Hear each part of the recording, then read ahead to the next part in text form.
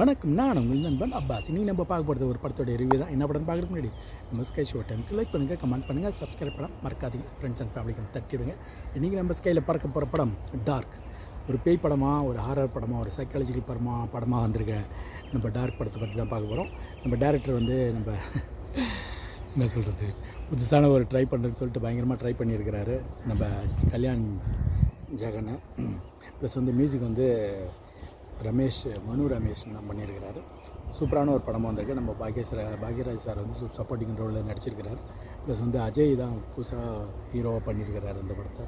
செம்ம சூப்பரான படம்னு எதுக்கு சொல்கிறேன்னா, இந்த படத்தை வந்து படம் ஆரம்பிக்கும் போதே பயங்கரமான ஒரு ஷாக் ட்ரீட்மெண்ட்டில் ஆரம்பிப்பார் நம்ம டேரக்டர். அப்படியே நம்மளை நுனி சீட்டில் போய் உட்கார வச்சுருவார். ஏன்னா மியூசிக்கும் சரி, அது விஷுவலாக காமிக்கிறதும் சரி, பயங்கரமான ஒரு பயத்தை உண்டாக்கும். என்னடா அது கொடூரமாக இருக்குது அப்படின்ற மாதிரி தான் இருக்கும். ஏன்னா அந்த ஒரு வீட்டில் ஒரு 3 பேர் தங்கியிருப்பாங்க. அது பாக்யராஜ் சாருடைய வீடு. அவர் கீழே இருப்பார், மேலே இந்த 3 பேர் இருப்பாங்க. 3 பேர் வந்து பயங்கரமாக சாவாங்க, செத்து போயிடுவாங்க. 2 பேரை வந்து ஒருத்தவங்க கொலை பண்ணிவிட்டு அவனும் தானும் செத்து போயிடுவாப்பில். அதுதான் படம் வந்து ஸ்டார்ட் ஆகிற சீனு. அங்கே தான் கதை வந்து ஸ்டார்ட் ஆகும். அந்த வீடு ஃபுல்லாகவே தான் படமாக இருக்கும்.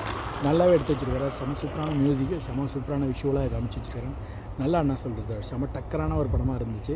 ஏன்னா பேய் படனாலே பயமுறுத்தணும், ஒரு ஹாரராக இருக்கணும்னா பயமுறுத்தணும். அந்த மாதிரி பயங்கரமாகவே பயமுறுத்தியிருக்கிறாரு.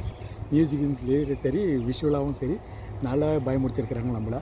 இன்னொன்று வந்து இந்த நம்ம டேரக்டர் வந்து ஒரு கேட்சான விஷயம் என்ன பண்ணியிருக்காருன்னா, இந்த படத்தில் அப்படி போட்டு பாட்டை சேர்த்து வச்சுருக்காரு.